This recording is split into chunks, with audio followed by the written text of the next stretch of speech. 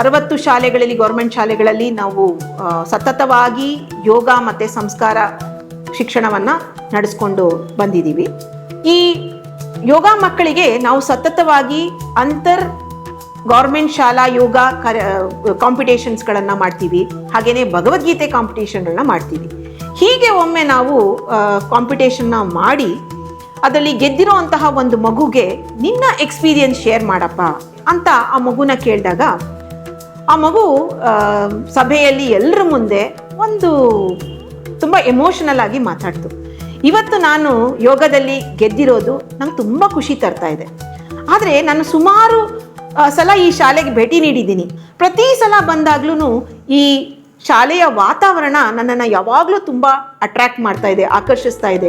ನನಗೆ ಯಾವಾಗಲೂ ಅನಿಸುತ್ತೆ, ಯಾಕೆ ನನಗೆ ಈ ರೀತಿಯ ಒಂದು ಶಾಲೆಯಲ್ಲಿ ವಿದ್ಯಾಭ್ಯಾಸ ಮಾಡಲಿಕ್ಕೆ ಆಗ್ತಾ ಇಲ್ಲ, ನಾನು ಯಾಕೆ ಇದೆಲ್ಲರಿಂದ ವಂಚಿತ ಆಗಿದ್ದೀನಿ ಅಂತ ತುಂಬ ಭಾವುಕನಾಗಿ ಆ ಮಗು ಹೇಳ್ದ. ಆಗ ನಾವೆಲ್ಲಿ ಕೂತಿದ್ದರೋರಿಗೆಲ್ಲ ಒಂಥರ ತುಂಬ ಯೋಚನೆ ಮಾಡೋಂಥ ವಿಷಯ ಅಂತ ಅನ್ನಿಸ್ತು. ಆಗ ನಾವೆಲ್ಲ ಒಂದಷ್ಟು ಜನ ಇದಕ್ಕೆ ಕೋರ್ ಟೀಮ್ ಅಂತ ಮಾಡಿಕೊಂಡು ಇದರ ಬಗ್ಗೆ ಒಂದಷ್ಟು ಯೋಚನೆಗಳನ್ನು ಮಾಡಿದಾಗ ಆ ಮಕ್ಕಳಿಗೆ ಒಂದು ಎಕ್ಸ್ಪೀರಿಯನ್ಸ್ ಕೊಡೋ ರೀತಿಯಲ್ಲಿ ಒಂದು 6 ದಿವಸಗಳ ರೆಸಿಡೆನ್ಷಿಯಲ್ ಅಥವಾ ನಾನ್ ರೆಸಿಡೆನ್ಷಿಯಲ್ ಶಿಬಿರವನ್ನು ಯಾಕೆ ಮಾಡಬಾರ್ದು ಅಂತ ಪ್ರಶ್ನೆ ಬಂತು. ಈ ಶಿಬಿರವನ್ನು ವ್ಯಕ್ತಿತ್ವ ವಿಕಸನ ಶಿಬಿರ ಅಂತ ಮಾಡಿದ್ವಿ. ಈ ವ್ಯಕ್ತಿತ್ವ ವಿಕಸನ ಅಂತಂದಾಗ ಅದಕ್ಕೊಂದಷ್ಟು ಆಯಾಮಗಳು, ಪ್ಯಾರಾಮೀಟರ್ಸ್ನ ಫಿಕ್ಸ್ ಮಾಡಿದ್ವಿ. ಅಂದರೆ ಆ ಮಗುವಿನಲ್ಲಿ ಒಂದು ದೇಶ ಪ್ರೇಮವನ್ನು ಮೂಡಿಸ್ಬೇಕು, ಆ ಮಗು ನಾಳೆ ಒಂದು ಉತ್ತಮ ವ್ಯಕ್ತಿಯಾಗಿ ನಿರ್ಮಾಣ ಆಗಬೇಕು, ಅಥವಾ ಆ ಮಗುವಿನಲ್ಲಿ ನಾಯಕತ್ವ ಗುಣಗಳಿದ್ದಾವೆ ಅಂತಂದರೆ ಅದನ್ನು ಗುರುತಿಸಿ ಅದನ್ನು ಪೋಷಣೆ ಮಾಡೋ ರೀತಿನಲ್ಲಿ ಆಗಬೇಕು. ಅಟ್ಲೀಸ್ಟ್ ಒಂದು ವಾರನಾದರೂ ಆ ಮಕ್ಕಳು ಎಂಜಾಯ್ ಮಾಡಬೇಕು ನಮ್ಮ ಶಾಲೆಯಲ್ಲಿ, ಅಥವಾ ನಮ್ಮಲ್ಲಿರುವಂತಹ ಬೇರೆ ಏನು ಸೌಲಭ್ಯಗಳಿದೆಯಲ್ಲ ಈ ಸೌಲಭ್ಯಗಳು ಆ ಮಕ್ಕಳಿಗೆ ದೊರೀಬೇಕು.